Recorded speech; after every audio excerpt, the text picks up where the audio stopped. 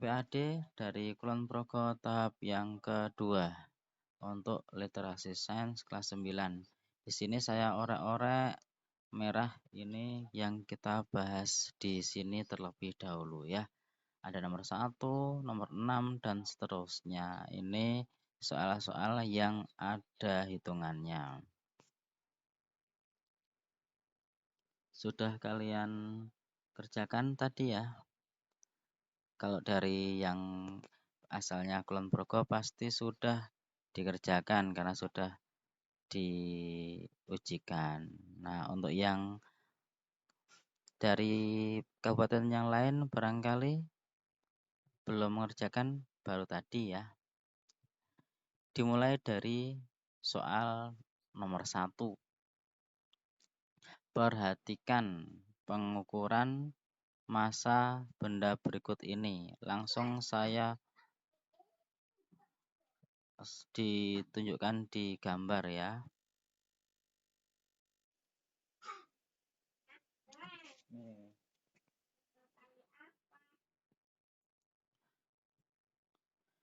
Di bagian kiri di sini ada gambar neraca sama lengan. Anak timbangannya A dan C.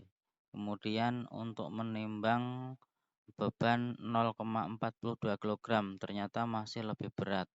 Kemudian bagian kanan ada anak timbangan AB yang massanya 0,84 kg. Sedangkan yang AC itu 1,26 kg. Nah, berdasarkan informasi di atas, pernyataan berikut ini benar adalah titik-titik. Kita lihat satu-satu. Yang A, neraca akan seimbang jika anak timbangan A dipindah dan ditaruh di atas benda X. Jadi yang ini dipindah ke sini. Sehingga yang sebelah kiri hanya anak timbangan C, yang kanan ada anak timbangan A dan benda yang massanya 0,42 kg. Apakah itu seimbang? Nah, berarti kita tentukan terlebih dahulu masing-masing massa dari anak timbangan A, B, sama C ini. Kita lihat AB 0,84. Kok dilihat yang namanya anak timbangan itu kalau ukurannya sama itu massanya sama. Berarti A dan B itu sama. Massanya A sama dengan massanya B. Berarti ini 0,84 dibagi 2 hasilnya 0,42 kg ya. Itu A dan B. Sedangkan yang C berarti kalau A itu 0,42 berarti yang C 1,26 dikurangi 0,42. Gitu ya. Jadi hasilnya berapa? Berarti yang C 0,84 kilogram. Nah, kemudian kita lihat di sebelah kiri sekarang. Kita lihat C 0,84 ya, 0,84. A-nya sudah pindah ke sini, 0,42. Dilihat sekarang yang sebelah kanan 0,42 itu massanya anak timbangan A, kemudian bendanya itu yang di bawahnya A 0,42 juga, kalau ditambahkan 0,84. Sama apa tidak? Sama ya, ini sama dengan berarti jawabannya A benar. Oke, selesai. Begitu ya.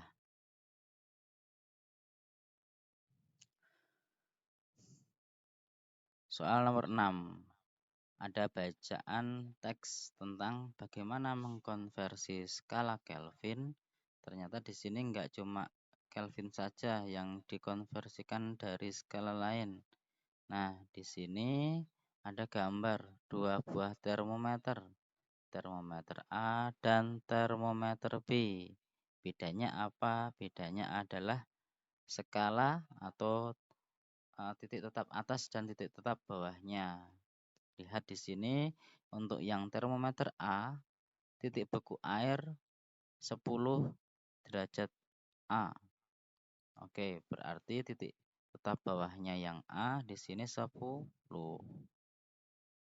ya. Kemudian titik didih airnya 110 A. Di sini atas 110 derajat A. Kemudian yang B, titik bekunya 0 dan titik didihnya 80. Mirip dengan reamur ya. Oke. Nah, jika suatu larutan diukur dengan termometer A menunjukkan skala 92. Di sini 92. Maka termometer Kelvin dan termometer B, yang B di sini TB, menunjukkan skala titik-titik. Sudah ada rumusnya nih, enak banget. Sekarang itu sudah mencantumkan rumusnya, tinggal pakai, maka kita harus bisa ngitung. Oke, kita jawab. Mari, tinggal dimasukkan ke rumus itu ya. Kita ganti TA-nya berapa? Nih, 92. 92 dikurangi dikurangi ini per ini dikurangi ini TB dikurangi 0 sama dengan ini sekarang yang sisi kanan 110 dikurangi titik tetap bawahnya per titik tetap atas yang satunya dikurangi titik tetap bawahnya. Oke, kemudian kita hitung ini 82 per TB sama dengan 100 per 80.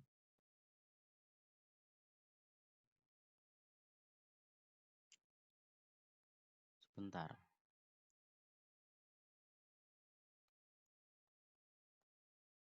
Lari.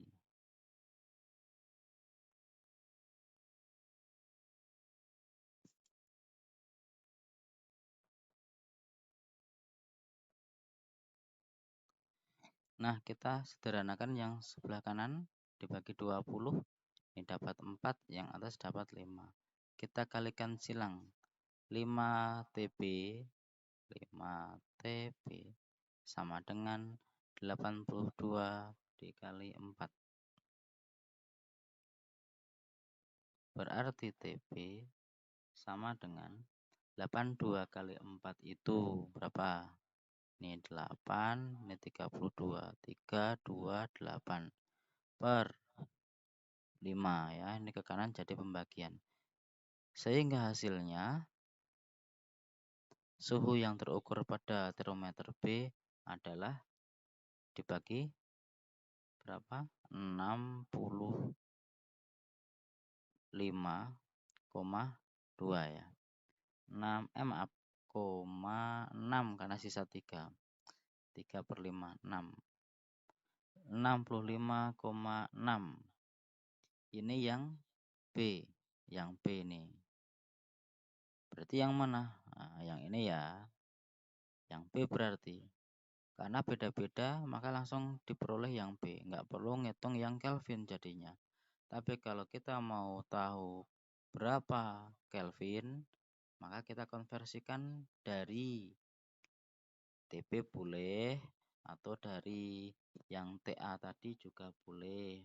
Karena yang diketahui TA ya sudah kita pakai yang TA. Maka berapa Kelvin sama dengan, lihat Kelvin itu sini ya. Tak taruh di sini lagi.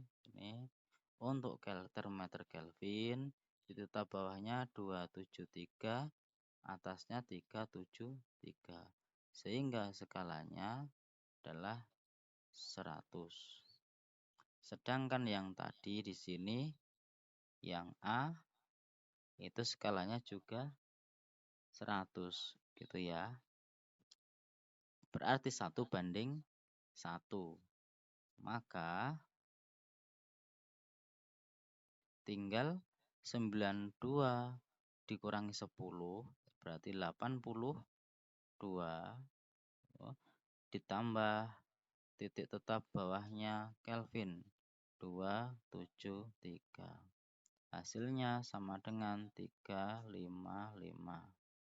Kelvin. Gitu ya, gampang. Baik, soal berikutnya nomor 8. Ada bacaan lagi tentang gerak lurus pada mobil. Di sini gerak lurusnya GLB ya. Gerak lurus beraturan.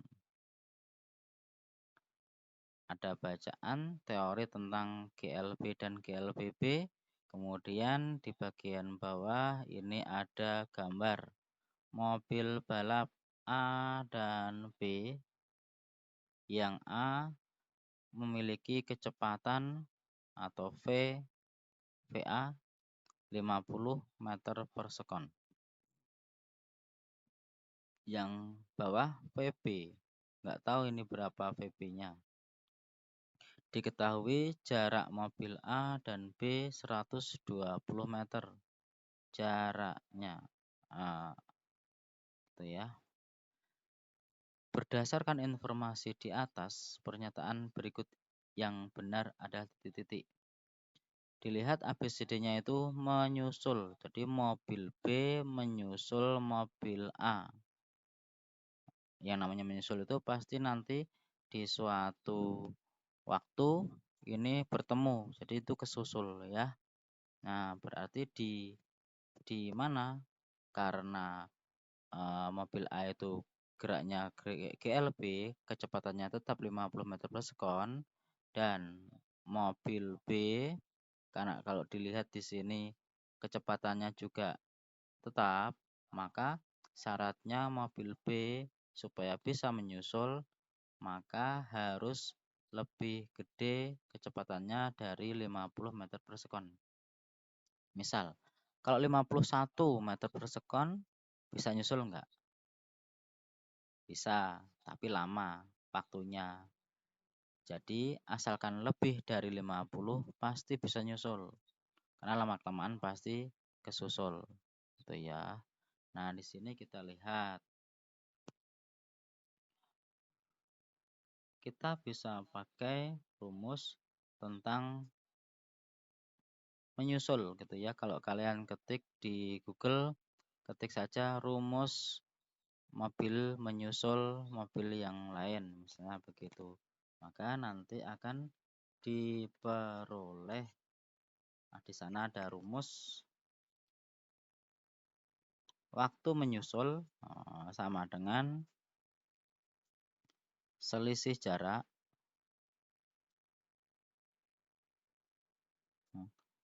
dibagi dengan selisih kecepatan. Selisih kecepatan. Ingat karena di sini apa? Waktu, jadi waktu itu T ya. T itu kan sama dengan jarak dibagi kecepatan. T sama dengan S per V. Nah, kita lihat waktunya itu sama dengan jaraknya dibagi kecepatannya. Kita ambil saja selisih jaraknya gitu ya.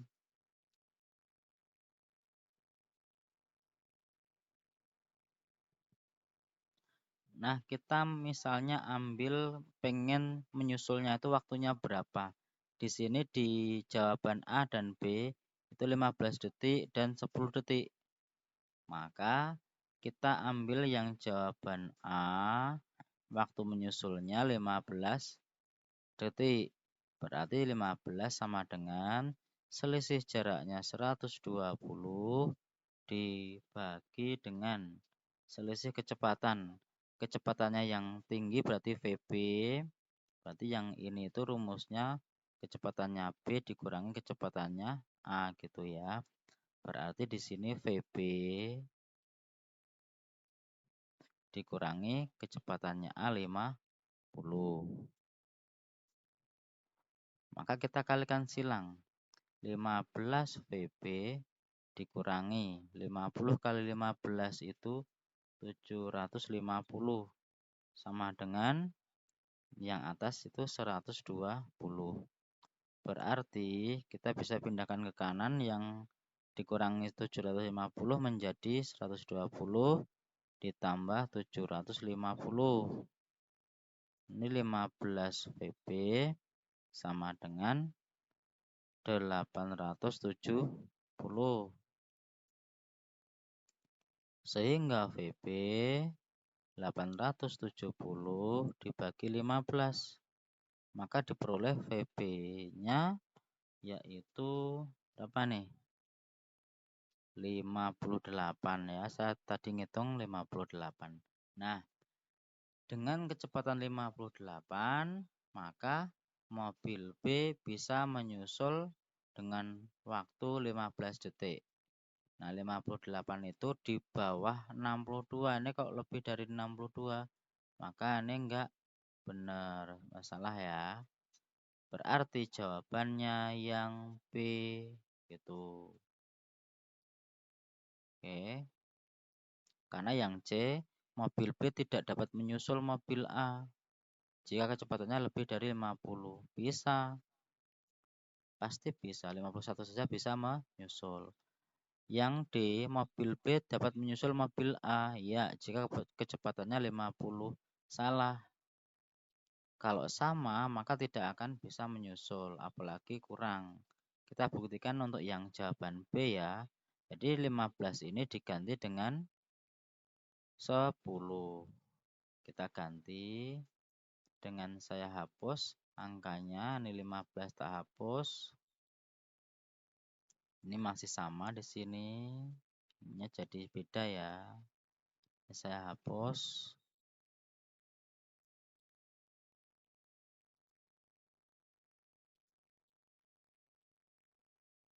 Nah, sekarang saya ganti pakai yang hijau ya. Di sini 10. Ini 10 detik yang B. Kita lihat yang jawaban B 10 sama dengan 120 dibagi VB dikurangi 50. Sehingga VB 10 VB dikali silang tadi 10 kali VB 10 VB dikurangi 10 kali 50 itu 500 sama dengan 120.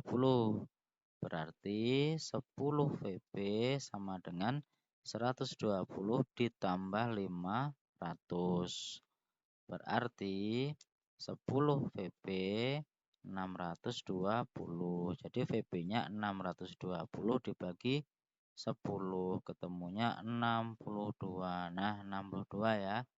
Jadi jawaban B benar, VB-nya 62. Seperti itu. Jadi kita bisa pakai rumus ini. Perhatikan soal nomor 9. Di sini ada bacaan teks tentang hukum Newton.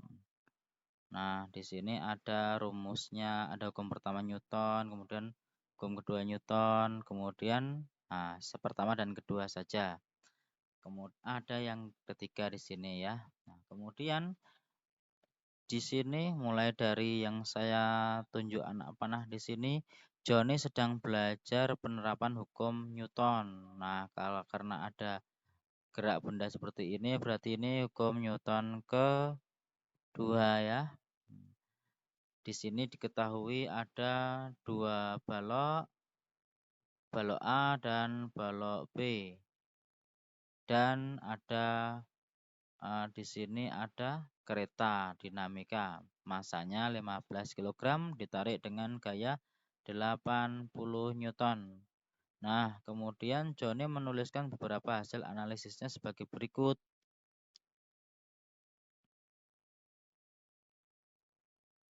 Yang pertama, percepatan. Nah, di sini tadi dirumuskan percepatan itu F sama dengan M kali A.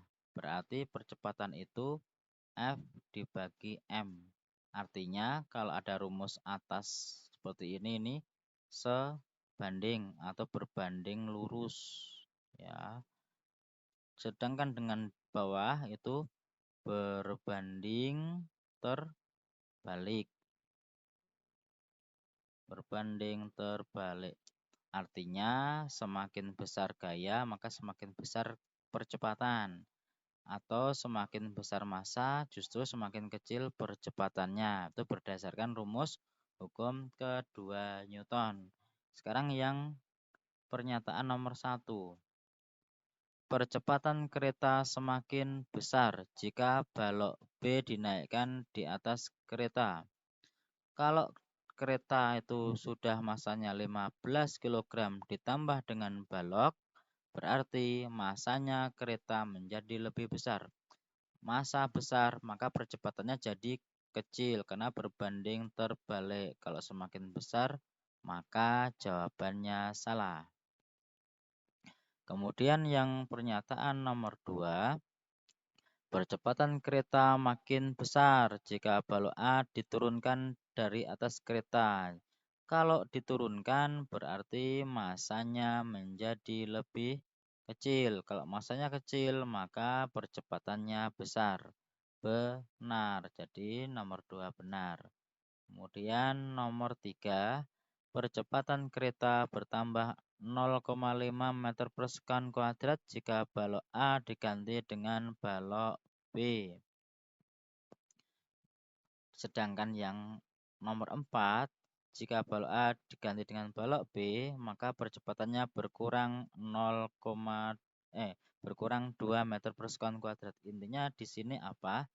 Balok A dan balok B dilihat, balok A diganti balok B, berarti semakin besar masanya.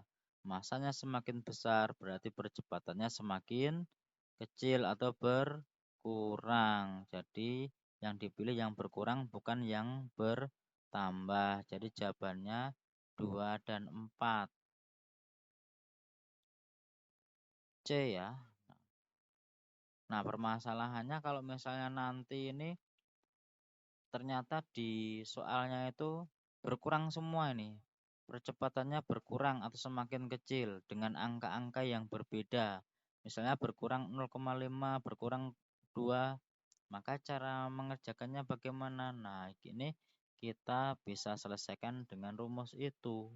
Rumusnya dipakai, dimasukkan. Misal ya, misal yang nomor kita cari saja deh. Misalnya yang awalnya ada A dinaikkan, kemudian diganti dengan B gitu ya. Maka saya bahas yang nomor 4. Ya, sama sih ini sebetulnya 4, 3 gitu. Masanya jadi berapa? Masanya mula-mula dengan adanya balok A di atas, maka 15 kg ketambahan 5, jadi 20 ya. Masanya 20 kg. Berarti A sama dengan F per M. Nilainya ini F-nya itu 80 Newton dibagi masanya 20 kg. Itu nilainya percepatannya 4 meter per sekon kuadrat. Nah, gitu. Kemudian jika masanya berubah karena A diturunkan sehingga diganti dengan B dinaikkan, maka menjadi 25 ditambah 15 itu 40.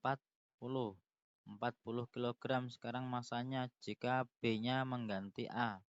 Sehingga percepatannya sama dengan F per M. F-nya tetap sama 80 Newton. Masanya sekarang diganti dengan 40 kg.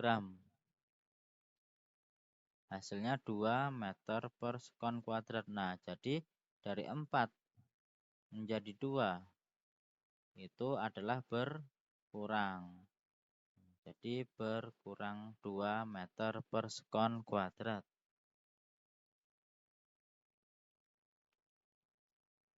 Seperti itu ya.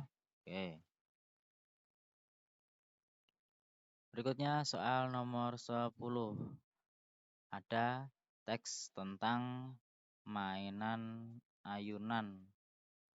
Coba kita lihat mainannya. Nah, pada saat berayun di sini ketinggian kita ketinggian anak yang bermain ayunan ini berbeda-beda. Lihat ketinggiannya 45 cm dari tanah, yang B 30, kemudian C, D naik lagi begitu ya, semakin tinggi lagi. Berarti perbedaan ketinggian ini berkaitan dengan energi potensial gitu ya. Hanya digabung dengan ayunan di sini. Nah, berdasarkan informasi gambar, nah jika massa orang 60 kg dan gravitasi bumi 10 meter per sekon kuadrat, pernyataan berikut yang benar yang mana?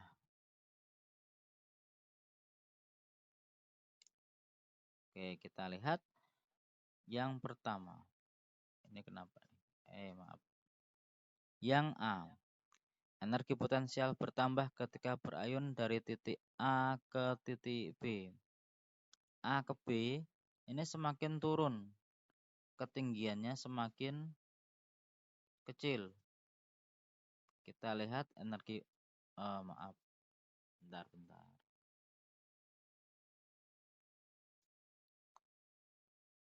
Energi potensial itu sama dengan mgh.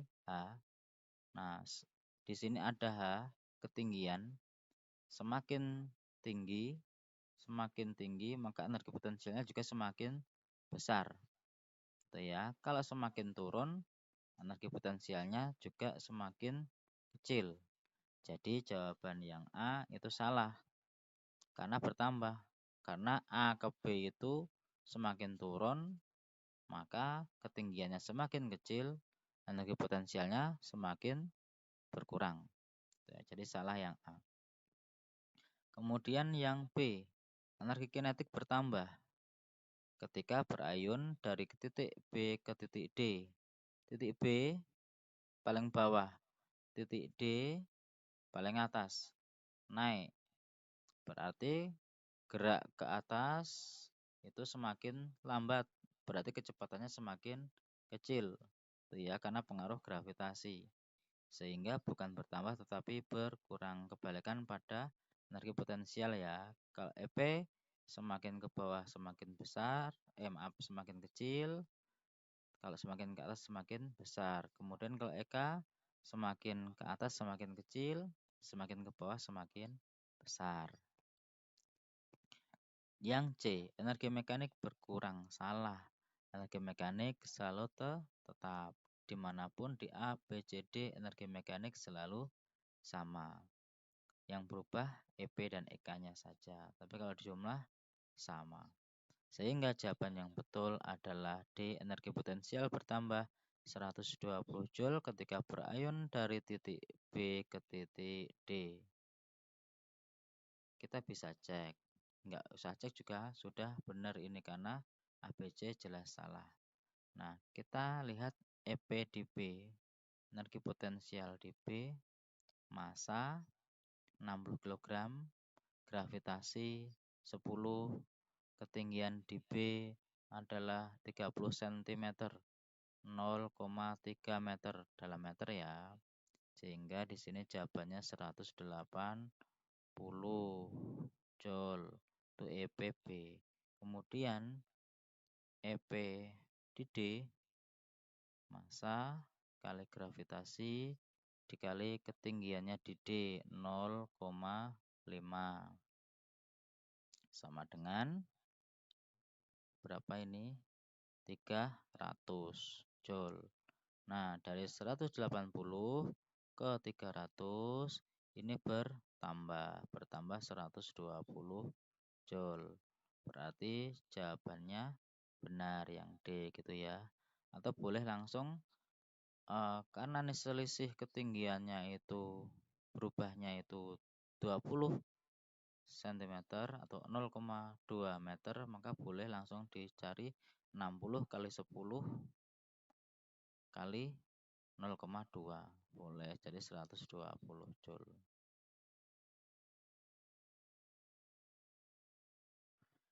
Soal nomor 12. Ada teks tentang usaha ya. Usaha di sini ada dua mobil yang satu diderek. Nah, ini dengan gaya untuk menariknya itu 350 Newton. Tapi di sini ada gaya gesek ini, yang mobil merah ini 50 Newton berlawanan. Dan mobilnya ini berpindah sampai di bengkel itu yang jaraknya 2 km. Yang ditanyakan adalah besar usaha yang dilakukan mobil. Sekarang itu enak, di bacaan tuh sudah ada rumusnya. Kalau dulu kan enggak, sekarang sudah biasa diadakan gitu ya. W sama dengan F dikali S. Dengan W itu usaha, satuannya Joule. F itu gaya, satuannya Newton. S itu perpindahan, satuannya meter. Kita tinggal masukkan saja di situ. Nah, W sama dengan F dikali S sama dengan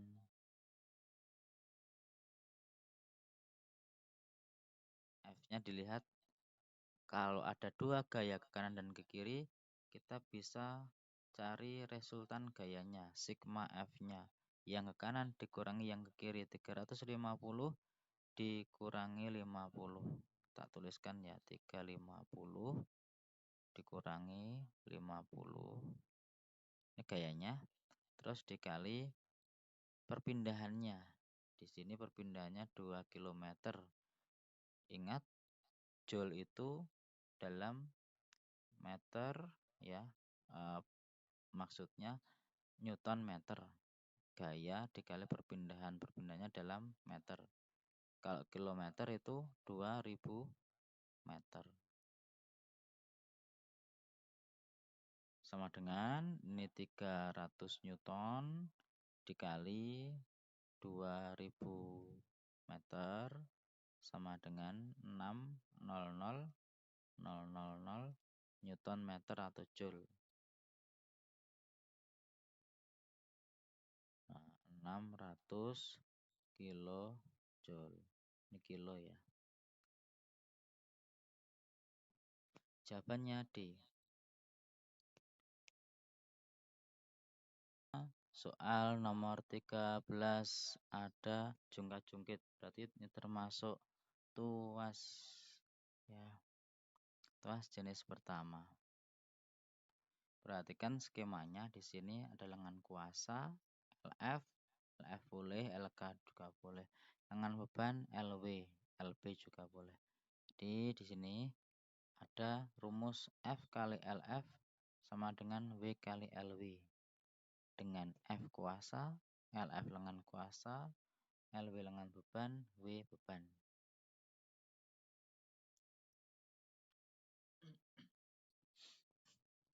Nah, di sini ada dua anak, Nina sama Sofi, sedang bermain jungkat-jungkit.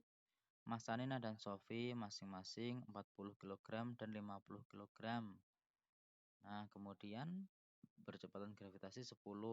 Buat apa percepatan gravitasi? Untuk mengubah massa ke berat gitu ya. Jadi berat tuh W, massa kali gravitasi, sehingga W-nya Sofi, lihat di sini jungkat-jungkitnya itu lengan kuasa dan lengan bebannya itu sama 150 cm.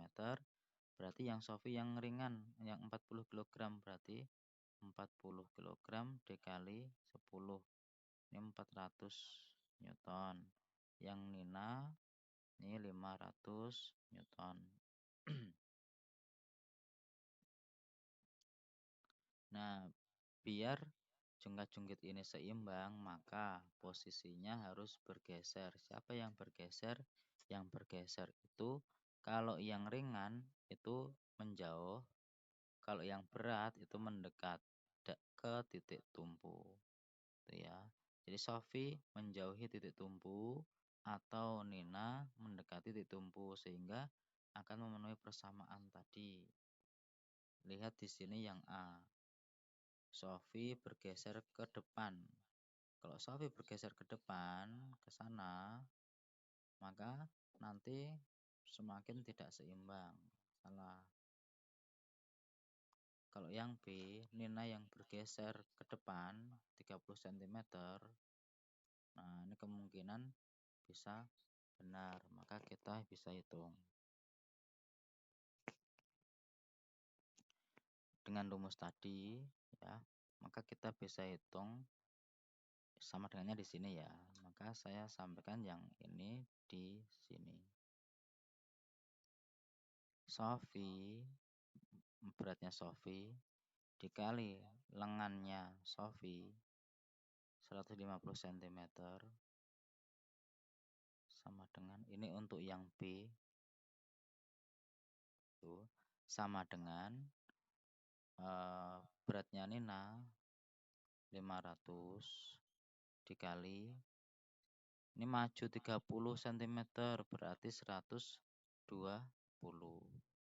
Nah, jadi yang di sini 600 berapa kalau dikalikan ini 60 Cirolo ini ya 60.000, di sini juga 60.000. Benar ya, ini persamaannya jadi sama sehingga jawabannya yang B yang betul. Kalau C dan D ini kurang sesuai dengan konsepnya. Masa ini Sofi menahan kakinya di atas tanah, Nina mengangkat kedua kakinya ke atas, nggak akan mengurangi beratnya ya. Di beratnya nggak berubah. Jadi yang betul adalah yang B. Lanjut saja. Soal nomor 14. Ada teks tentang dongkrak hidrolik. Ini menerapkan konsep tekanan pada zat cair, yaitu ada hukum Pascal. Hukum Pascal. Berdasarkan hukum Pascal, ini bahwa tekanan itu akan merambat ke seluruh bagian fluida dan akan memiliki kekuatan yang sama di semua bagian fluida. Nah, kemudian dituliskan rumusnya F1 per A1 sama dengan F2 per F2. Lihat di sini, kalau saya ubah skemanya, skema seperti yang di buku gitu kayak gini kan. Ini penampang yang besar. Di sini ada A2. Di sini penampang kecil. Di sini ada A1. Di sini ada F2 dan di sini diberi F1. Jadi F1 per A1 sama dengan F2 per A2. Kita lihat, diketahui di sini luas penampang kecil dan besar 2,5 dan 10 cm persegi. Yang kecil ini 2,5, yang gede 10 cm persegi. Kemudian titik beban diangkat dengan dongkrak besarnya 4.500. Jadi itu mobilnya gitu ya. Ini dongkrak mobil kan ya tadi. Nah, jadi di sini sama dengan F2-nya 4.500 Newton. Nah, yang ditanyakan F1 berapa? Kita tuliskan di sini F1 per A1 sama dengan F2 per A2. Kita tuliskan ke kanan, F1 yang ditanyakan per A1 tadi luas penampang kecil 2,5, F2 itu 4.500 dibagi A2 itu 10. Kita sederhanakan di sini. Ini 1, ini 4. Jadi F1 sama dengan 4.500 dibagi 4. 1.125. Jadi jawabannya adalah yang C. Gitu ya. Lanjut soal nomor 16. Mengapa ada yang menirukan suara kita? Jadi ini ada bunyi pantol. Misalnya di sini ada gambar, ada maaf. Ada gambar orang berada di antara dua dinding A dan dinding B. Nah, dia berteriak. Hasan mendengarkan bunyi pantul dari dinding A sebesar 0,6 detik. Jadi, ini Hasan, suaranya ada yang ke A, ada yang ke B. Kemudian mantul lagi ke sana. Nah, pemantulan ini membutuhkan waktu dari Hasan ke A, kemudian A mantul ke Hasan lagi. Waktunya di sini 0,6 sekon. Kemudian yang di B, Hasan ke B memantul ke Hasan lagi, itu waktunya 2,5 sekon. Jika cepat rambat bunyi V itu 340 meter per sekon, jarak antara dinding A dan B adalah titik-titik. Jarak sama dengan V kali T. Karena jarak itu hanya satu arah gitu ya, karena ini pemantulan dua arah, berarti dibagi dua. Pemantulan rumusnya jadi VT-nya dibagi 2, setengah dari jarak tempuh dari bunyi itu. Kita bisa ngitung satu persatu Hasan ke A dan Hasan ke B, atau digabungkan langsung juga sama. Jadi di sini tinggal ditulis V-nya 340 dikali T-nya ditambahkan langsung, ini ditambahkan 3,1 ya, dibagi 2. Kita sederhanakan boleh, ini 1, ini 170. 170 dikali 3,1. Nah, 7 kali 1 itu 7. Jadi bagian belakangnya 7. Mana yang bagian belakangnya 7? Nih, bagian belakangnya 7 ya. Udah kelihatan jawabannya yang A. 527 meter. Nomor 17 tentang lensa cembung. Di sini ada bacaannya dulu ya. Silahkan boleh dibaca nih. Nah, kemudian ke bawah ada rumusnya ini, rumus jarak fokus, rumus perbesaran. Kemudian lanjut di sini. Berikut ini ada pembentukan bayangan sebuah benda yang terletak 8 cm di depan lensa cembung. Nah, ini jarak bendanya, S-nya 8 cm. Sehingga MAP ini bayangan ya, jarak bayangan itu 8 cm. Tadi di sini dikatakan apa? Pembentukan bayangan, bayangannya terbentuk dari sebuah benda yang letaknya 8 cm di depan lensa cembung. Nah, bayangan kan biasanya di belakang lensa, yang di depan bendanya. Nah, karena ini terbentuknya di depan lensa, maka menjadi maya. Kalau maya, maka S aksennya itu dihargai negatif. Jadi, bentar saya hapus dulu ini, biar mudah lihatnya. S aksennya negatif 8 cm. Dengan S-nya jarak bendanya 4 cm. Bayangan yang terbentuk bersifat maya dan diperbesar 2 kali. Ya, ini jarak bayangan dibagi jarak benda, kan ketemunya 2. Tinggi bayangan yang terbentuk ingin diubah jadi setengah kali dari tinggi benda. Artinya apa? Artinya perbesarannya itu diinginkan setengah kali. Nah, tindakan berikut yang benar adalah titik-titik. Dari sini yang kita tentukan terlebih dahulu itu adalah jarak fokusnya. Jadi dengan rumus yang di atas tadi, seperjarak fokus sama dengan seperjarak benda ditambah seperjarak bayangan. Sama dengan seperjarak bendanya 4. Tambah jarak bayangannya ditulis di rumus negatif 8.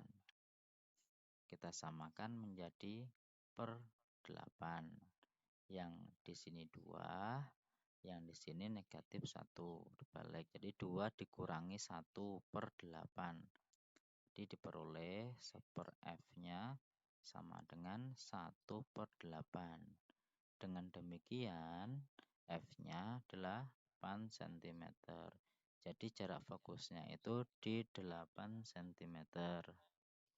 Nah, kemudian karena diinginkan M-nya itu sama dengan setengah, di mana M itu adalah S aksen per S, itu pengennya setengah, maka kita bisa lihat di sini berarti S aksennya itu nanti setengah dari S. Jarak bayangannya setengah dari jarak bendanya. Gitu. Nah, kemudian karena kita ini ditanyakan di mana jawabannya di sini lensa digeser atau benda digeser, berarti kita menentukan jarak bendanya. Karena di sini lensa ke benda itu jarak benda. Jadi yang ditentukan adalah S-nya. Kalau S aksennya setengah S, berarti S-nya berapa? S aksennya juga berapa? Kembali ke rumus 1/F. Sama dengan 1/S ditambah 1/S aksen. Sama dengan, ini saya kebawahkan dulu.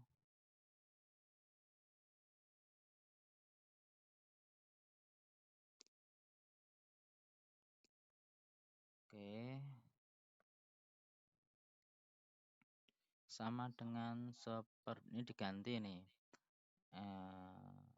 S-nya tetap.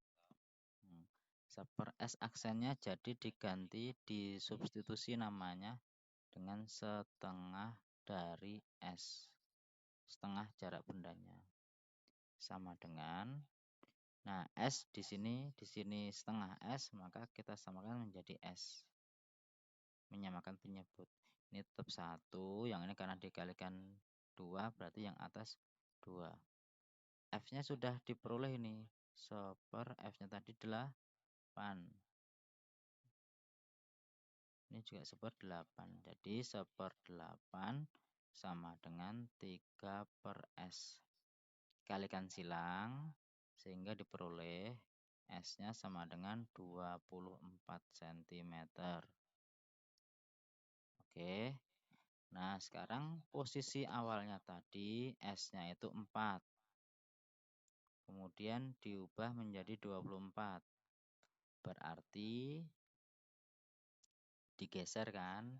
Bendanya digeser menjauhi lensa 20 cm atau lensanya yang digeser menjauhi benda gitu ya, 20 cm.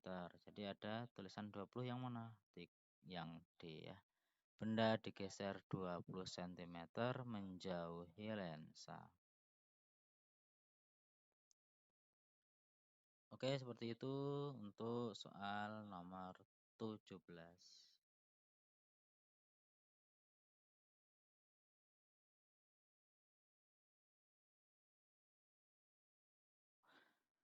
Nomor 18 ada loop.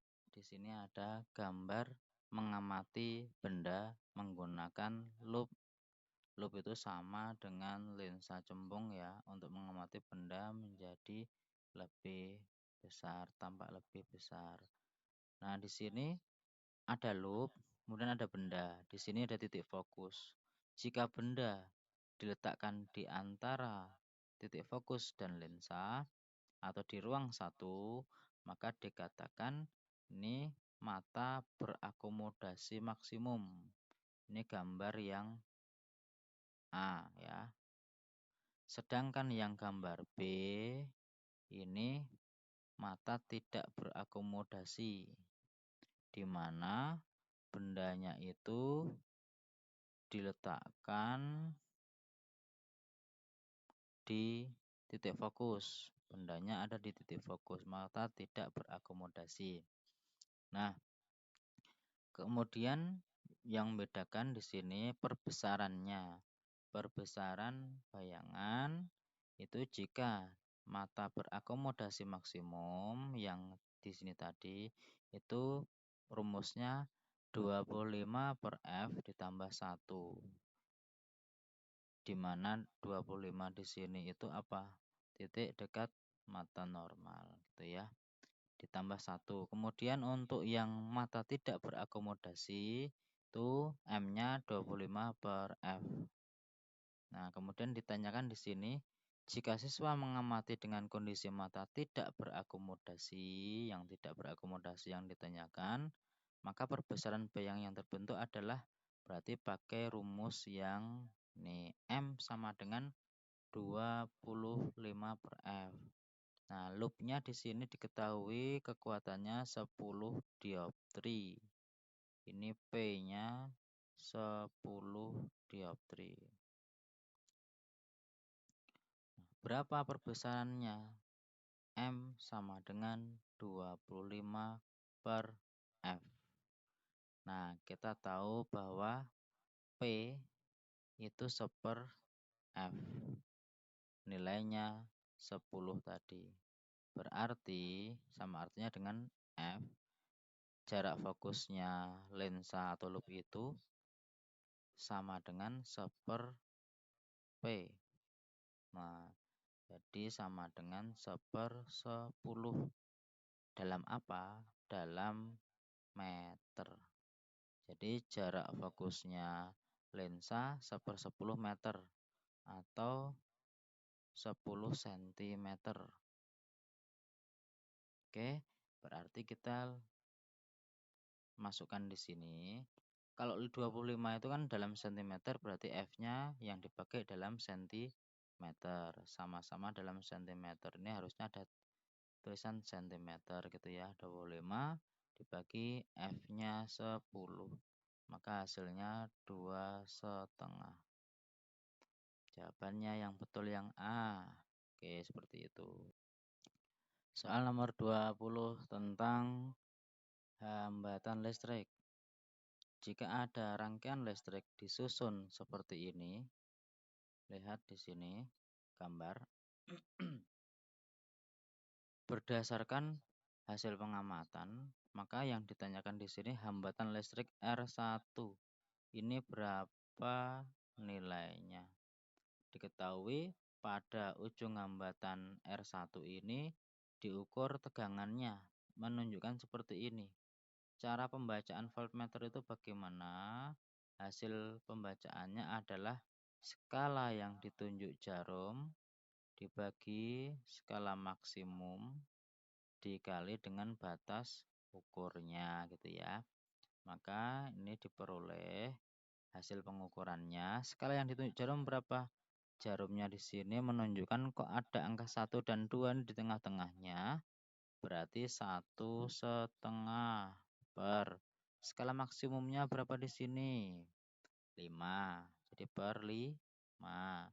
Dikali batas ukurnya berapa di sini? Batas ukurnya 10 volt kali 10 volt. Hasilnya sama dengan dicoret ini 1, ini 2, diperoleh 3 volt. Jadi tegangannya di R1 3 volt. Nah, di sini kan yang mengalir itu arusnya total di sini sama dengan yang di sebelah kanan di sini ya. Maka kita bisa lihat hasil pembacaan ampere meter di sini itu pembacaannya sama dengan yang di voltmeter tadi. Coba berapa di sini? 3 per maksimumnya 10 dikali batas ukurnya 1 ampere. 0,3 ampere. Sehingga hambatannya pakai rumus yang di atas itu. Hambatan R sama dengan V per I. Kalau R1 ya V1 per I yang mengalir di R1. Nah, jadi sama dengan, taruh di kiri ya, dilihat geraknya spidol saya. V1 3 volt. I-nya 0,3 ampere. Berarti diperoleh 10 ohm. 10 ohm ya. B jawabannya. Terakhir nomor 21. Ada biaya pemakaian listrik dari beberapa alat-alat listrik yang terpasang di rumah. Di sini ada bacaan tentang daya listrik, kemudian energi listrik yang dipakai, rumusnya diperoleh ini, dan seterusnya. Nah, intinya ada di bawah yang ditanyakan di sini. Mulai dari sini, seorang siswa menghitung biaya listrik di rumahnya yang menggunakan 4 lampu masing-masing 25 watt dinyalakan selama 12 jam per hari. Nah, dari beberapa kalimat di sini, kita tentukan masing-masing besarnya energi listrik yang terpakai dalam satu hari. Maka kita bisa hitung, misalnya ya, yang nomor 1 itu lampu. Nah, berarti kita bisa hitung energi dari alat yang nomor 1 yaitu lampu. W sama dengan P dikali T. P1 kali T1. Oke. P-nya berapa? P itu daya. Dayanya itu 25, tapi jumlahnya ada 4. Berarti 4 kali 25 watt dikali waktunya 12 jam per hari kali 12 H. Nah, ini diperoleh sama dengan 4 kali 25 itu 100 dikali 12 1200 watt WH. Oke, berikutnya sama untuk yang kedua. Yang kedua itu setrika listrik W2. Langsung ya 300 watt dikali lamanya 2 jam. Di sini diperoleh 600 WH. Kemudian yang pemakaian alat yang ketiga. Yang ketiga itu apa? TV. Ini yang ketiga itu TV. 50 watt. TV-nya cuma 50 watt. TV-nya kecil banget ya ini. 50 watt aja. Dipakai 4 jam. Hasilnya 200 WH. Kemudian yang alat keempat. Apa? Pompa ya di sini. Yang keempat tuh pompa. Pompa air 400 watt di sini ya, kurang W ini. 400 W dinyalakan selama 2 jam. 2 H. 2 hour. 800 WH. Nah, kalau dijumlahkan ini ketemu berapa? Berapa WH? 0 0 18 1 2 2800 WH itu W dalam satu hari. Nah, karena yang ditanyakan itu besar biaya yang dikeluarkan selama 30 hari, maka kita tentukan W 30 hari. Berarti 30 kali W 1 hari itu 2800 WH. Berarti ketemu sama dengan berapa ini?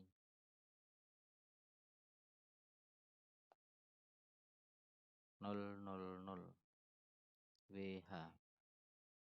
Gitu ya. Atau disederhanakan jadi 84 kWh. Nah, kita lihat pemakaiannya. Daya listriknya di rumah itu 900 VA. Berarti kita lihat di tabel yang 900 itu, yang ini golongan mampu itu per kWh-nya 1352 rupiah. 1352. Berarti rekeningnya sama dengan 84 dikali per kWh-nya 1354 sama dengan, nah tinggal dikalikan ini. Ini kan seribuan dikali 84 berarti lebih lah dari 84. Nah, berarti kan yang A yaitu yang lebih dari 84.000 berarti 113568. Oke, seperti ini.